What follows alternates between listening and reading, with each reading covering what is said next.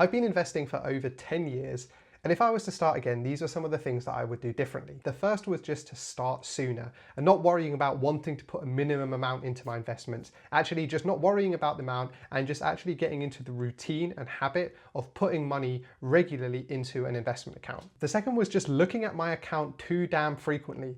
I knew I was investing not for the short term, but for the long term.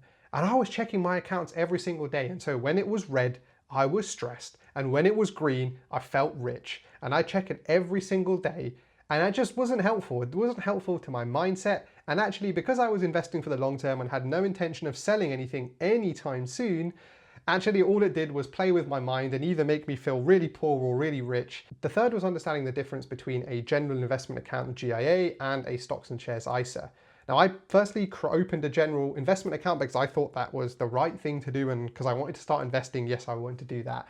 But actually, I started putting some money in there, and then I did some more research, and I realized that actually all the dividends and the appreciation when I sell them is going to be subject to tax, which would not be the case if I had created a stocks and shares ISA and used some of my allowance each year to put money in there. So had I done that research before choosing what type of account to open, I would have saved myself quite a bit of money. The fourth mistake I made was just not doing enough research on the ETFs that I was buying. I broadly knew ETFs were the right thing for me to buy because I was investing for the long term.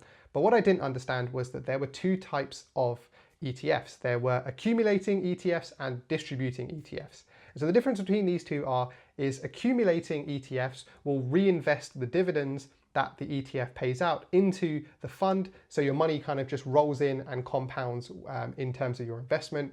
Whereas a distributed ETF distributes the dividends into you as cash, which you can then either reinvest or pull that money out and use it for something else. Now, obviously, if it's in a general investment account, then that can be subject to dividend tax. But if it's within a stocks and shares ISA, then those dividends are protected and are tax-free. But I just didn't know the difference, and I was just buying whichever one of the first two I saw.